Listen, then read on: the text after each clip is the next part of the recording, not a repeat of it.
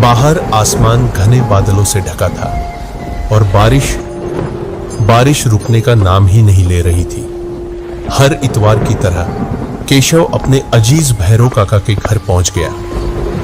चाहे दुनिया इधर की उधर हो जाए, अगर इतवार की शाम भैरव काका के आंगन में यह बैठक न जमे तो हफ्ता पूरा ही नहीं लगता था। केशव ने अपना भीगा छाता बंद किया और दरवाजे पर हल्की दस्तक दी। भैरव काका ने ही किवाड़ खोले। अरे केशव, आ गया तू? चल चल अंदर आ। इस मूसलाधार बारिश में मुझे लगा आज तेरा आना नहीं होगा। अरे काका, बारिश क्या, तूफान भी मुझे आपके पास आने से नहीं रोक सकता। ओह मंगू, तू कब आया? बस थोड़ी देर पहले। काका यही कह रहे थे कि शायद आज तो इस तूफान में नहीं फंसेगा। हाँ, ऐसा हो सकता है क्या? इतवार की शाम और भैरव काका के तजुर्बों के पिटारे से निकले किस्सों के बिना नामुमकिन। अच्छा, तुम दोनों बैठो। इस बरसात की शाम में गर्मा गर्म प्याज के भजिए और अदरक वाली चाय क्या खूब जमेगी। मैं जरा सरला बेटी को बोलकर आता हूँ। भैरव काका घर के अंदर गए और अपनी बेटी सरला को नाश्ते का इंतजाम करने को कहा। चंद ही मिनटों में गर्मा गर्म भजिए और अदरक वाली चाय का दौर शुरू हो गया। तो काका, आज अपनी जिंदगी की कौन सी घटना सुनाएंगे? हाँ काका, आपने एक बार कहा था कि आपने जवानी में मुर्दा घर में परिचारक का काम भी किया है। वहां का कोई अजीब रोंगटे खड़े कर देने वाला तजुर्बा नहीं हुआ आपको? तजुर्बा? अरे एक बार नहीं, एक दफा तो ऐसा खौफनाक वाकया हुआ था जिसे मैं आज तक नहीं भूल पाया। कई बार सोचा तुम्हें बताऊं, पर फिर लगा तुम लोग डर जाओगे। अरे नहीं, डर क्यों लगेगा? आपकी जो जुबानी है सुनेंगे। हाँ बताओ ना, ऐसी बारिश की रात में ही तो ऐसे किस्से जमते हैं। ठीक है, जब तुम लोग इतनी जिद कर रहे हो तो सुनो, लेकिन ये बात तुम दोनों तक ही रहनी चाहिए। ये बात होगी कोई 30 साल पुरानी। उस जमाने में मैं ये चीर फाड़ और सिलने का काम करता था, जिसे तुम आज की भाषा में पोस्टमार्टम कहते हो। मैं तब रतनपुर में तैनात था। तुम तो जानते हो, मुर्दा घर में लाश आने का कोई तय वक्त नहीं होता। जब बुलावा आ जाए जाना पड़ता है। शनिवार की रात थी, सावन का महीना। बाहर ऐसी ही झमाझम बारिश हो रही थी। रात के कोई 12 बजे होंगे। ये सोचकर कि अब कोई काम नहीं है, मैं आलू भात खाकर सो गया। न जाने कितनी गहरी नींद में था कि अचानक दरवाजे पर 3 बार दस्तक हुई। आवाज धीमी थी पर साफ। इतनी तूफानी रात में फिर कौन आ गया? मैं नहीं उठता। जो भी है आवाज लगाकर चला जाएगा। कुछ देर सन्नाटा रहा और फिर वही 3 दस्तकें, इस बार थोड़ी जोर से। नहीं, लगता है बिना दरवाजा खोले ये अजनबी टलने वाला नहीं है। बड़ी बेदिली से मैं बिस्तर से उठा और किवाड़ खोले। दरवाजा खोलते ही मैं चौंक गया। सामने एक नौजवान लड़का खड़ा था। बमुश्किल 20-22 साल का होगा। वो इस तूफानी बारिश में आया था, पर हैरत की बात यह थी कि वो जरा भी भीगा हुआ नहीं था। उसने एक सादा कुर्ता पहन रखा था। चेहरा चांद की तरह साफ, पर एकदम जर्द, जैसे सारा खून किसी ने निचोड़ लिया हो। बस उसकी आंखें, उनमें एक अजीब सी गुहार थी। तुम इस वक्त चलो अंदर आओ। नहीं, मैं अंदर नहीं आऊंगा। मुझे तुम्हारी बहुत जरूरत है। मेरी जरूरत? पर मैं तुम्हें पहचान नहीं पा रहा। पहले कभी देखा नहीं तुम्हें। नहीं, तुमने मुझे पहले नहीं देखा। दरअसल ऐसा लग रहा था जैसे वो नौजवान कुछ जरूरी बात कहना चाह रहा था, लेकिन कह नहीं पा रहा था। बताओ क्या हुआ है? मैंने उसे फिर से अंदर आने को कहा, पर वो अपनी जगह से हिला तक नहीं। मेरा घर के अंदर आना ठीक नहीं। तुम्हें अभी मुर्दा घर चलना होगा। एक लाश आई है। इस बार मैं सचमुच सन्न रह गया। इस लड़के को कैसे पता कि मुर्दा घर में लाश आई है? और वो मुझे अभी चलने को क्यों कह रहा है? तुम्हें कैसे मालूम कि मुर्दा घर में लाश आई है और तुम मुझे अभी वहां जाने के लिए क्यों कह रहे हो? तुम्हें उस लाश का पोस्टमार्टम करना होगा। तुम्हें शायद पता नहीं, रात में पोस्टमार्टम नहीं होता। सुबह पुलिस आएगी, पंचनामा होगा, तब। ये बहुत जरूरी है। अगर आज रात ये काम नहीं हुआ तो सब खत्म हो जाएगा। उसकी आवाज में एक अजीब सा दर्द था। अगर तुम आज रात मुर्दा घर चलोगे तो तुम किसी की मदद कर पाओगे, किसी को इंसाफ दिला पाओगे। इंसाफ? कैसी पहेलियां बुझा रहे हो? मुझे कुछ समझ नहीं आ रहा। अब और देर मत करो, सुबह होने में बस 2-2.5 घंटे हैं। उसके बाद कुछ नहीं हो पाएगा। उसने मुझसे इस तरह से कहा कि मैं ना नहीं कर सका। मेरे पास खोने को था भी क्या? घर में चोरी करने लायक कुछ था नहीं, और उस लड़के की आंखों में ऐसी बेबसी थी कि मुझे लगा ये झूठ नहीं बोल रहा। ठीक है, मैं चलता हूं, लेकिन अगर ये कोई मजाक या फरेब निकला तो मैं तुम्हें पुलिस के हवाले कर दूंगा। अब मुझे पुलिस का कोई डर नहीं, तुम मुझ पर भरोसा कर सकते हो। लेकिन क्या? कुछ नहीं, चलो। मैंने अपना छाता उठाया और उस काली बरसाती रात में मुर्दा घर की ओर चल पड़ा। मेरी छतरी के नीचे आ जाओ, भीग जाओगे। मेरे इतना कहते ही वो लड़का एक कदम में छतरी के नीचे आ गया।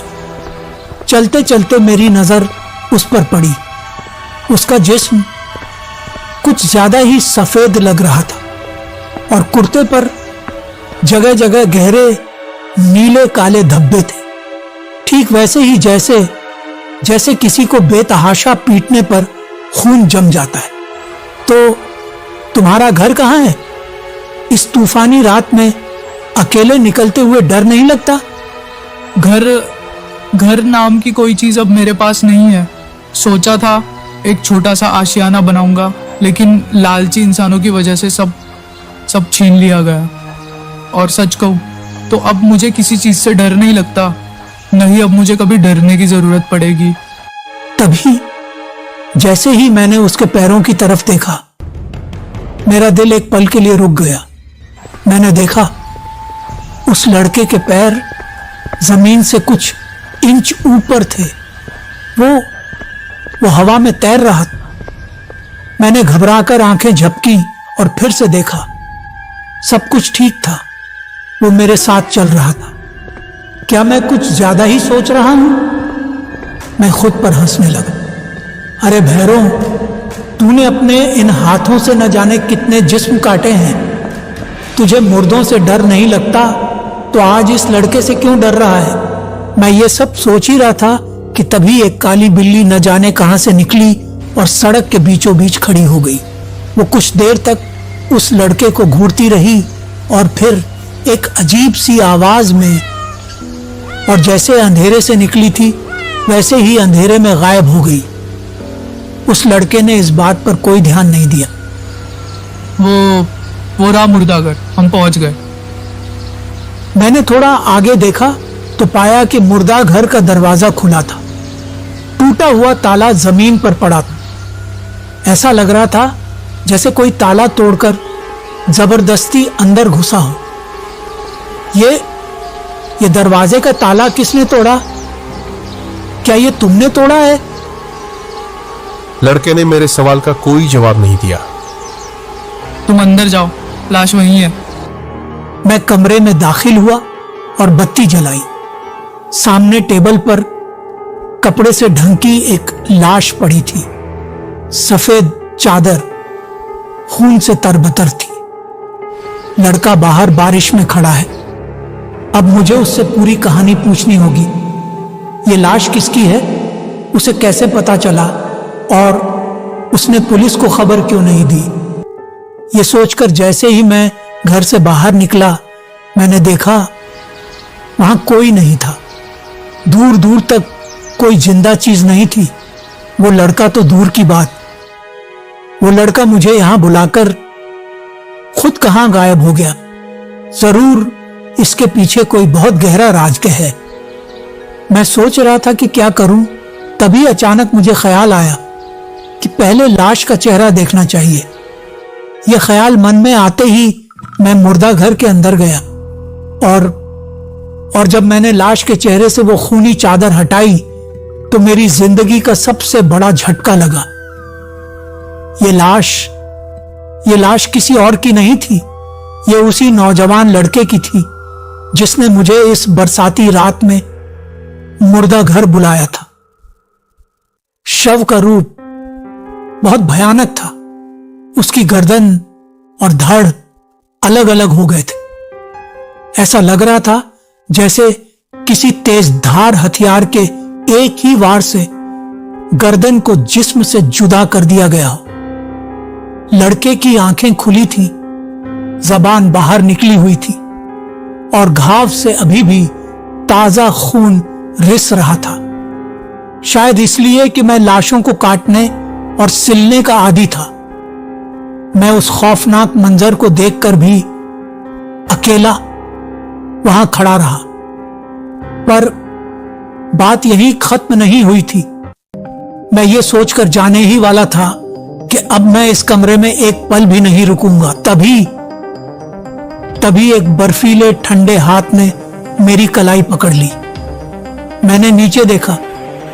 मेरे सामने उस लड़के का बेजान जिस्म पड़ा था और उसी जिस्म का एक हाथ मेरी कलाई पकड़े हुए था। उसकी दो खुली आंखें मेरी ओर मुड़ गई।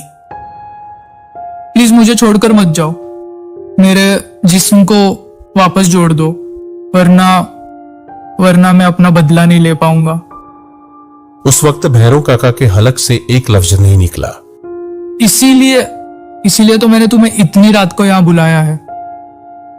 जैसे ही मैंने किसी तरह अपना हाथ छुड़ाया और दरवाजे की ओर भागा तो दरवाजे पर वही लड़का बेजान खड़ा था।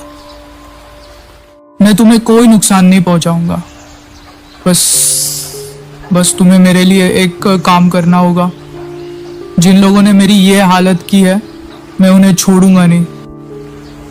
भैरव काका के मुंह से सिर्फ एक शब्द निकला, हत्या। हत्या? मैं तुम्हें सब बताता हूं, फिर तुम तय करना कि तुम्हें क्या करना है। मेरा नाम चंदन था।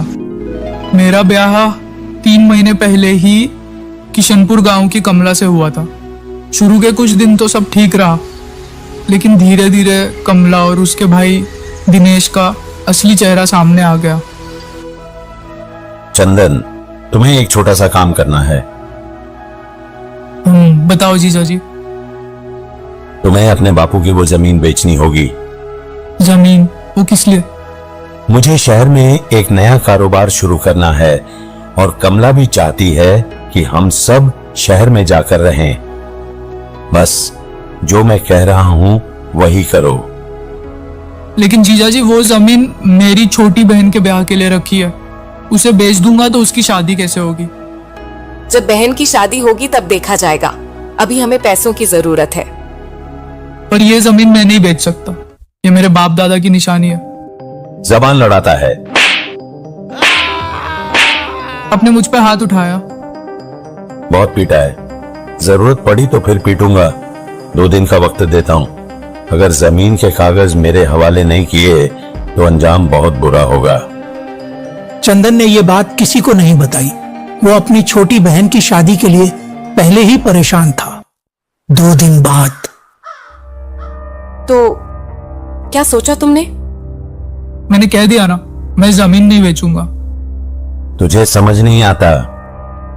मैं तुम्हारी धमकियों से डरने वाला नहीं। तुम लोग लालची हो। तुम मेरी बहन की जिंदगी। तेरी जबान बहुत लंबी हो गई है। इसके बाद से कमला और दिनेश ने मुझे बहुत प्रताड़ित करना शुरू कर दिया। रोज मुझ पर जमीन बेचने का दबाव डालते और धमकाते कि अगर मैंने पुलिस को बताया तो वो मेरी बहन को बदनाम कर देंगे। मैं चुपचाप सब सहता रहा। कल देर रात दिनेश शराब पीकर घर लौटा। अब तो ये लत भी लग गई। और कितना गिरोगे तुम लोग? मैं क्या करूं? ये सब तेरी वजह से हो रहा है। तू एक जमीन का टुकड़ा नहीं दे सकता। वो जमीन का टुकड़ा नहीं, मेरी बहन का भविष्य है। तुम जैसे लालची नीच आदमी। आज तेरा आखिरी दिन है। ये कहते हुए वो रसोई से सब्जी काटने वाला तेज चाकू ले आया और मेरी गर्दन पर रख दिया। पता है, बहुत दर्द हुआ था। कमला और दिनेश को लगा कि अगर पुलिस को मेरे बारे में पता चला तो वो फंस जाएंगे, इसलिए वो मेरी लाश को इतनी दूर यहाँ रतनपुर में फेंक गए। किशनपुर यहाँ से बहुत दूर है।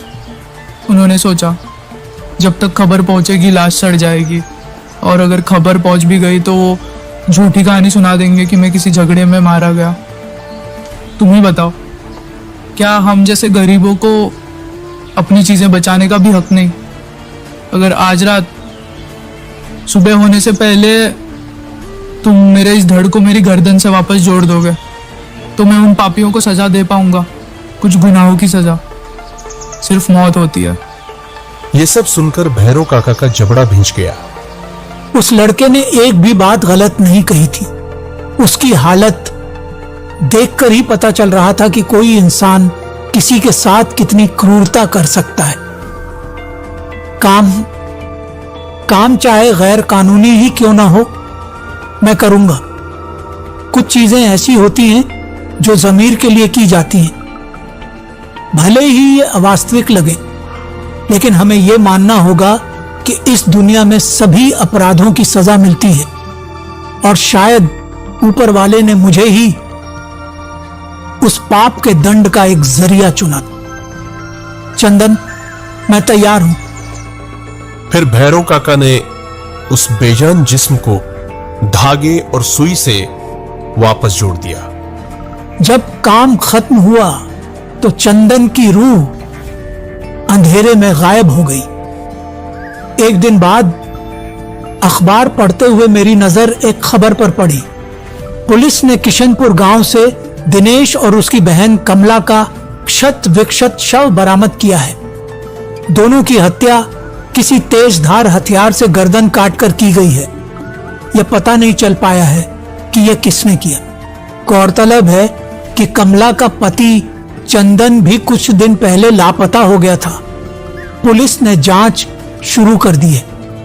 उसके बाद हालांकि मैंने चंदन को फिर कभी नहीं देखा, नहीं मुझे फिर कभी वैसा चमत्कारी अनुभव हुआ। भैरव काका की बात खत्म होते ही केशव और मंगू ने डर के मारे एक दूसरे की तरफ देखा। बाहर बारिश और तेज हो गई थी, बिजली कड़ी डिढक रही थी। इस तूफानी अंधेरी रात में श्मशान घाट के पास से होते हुए वो दोनों घर कैसे लौटेंगे?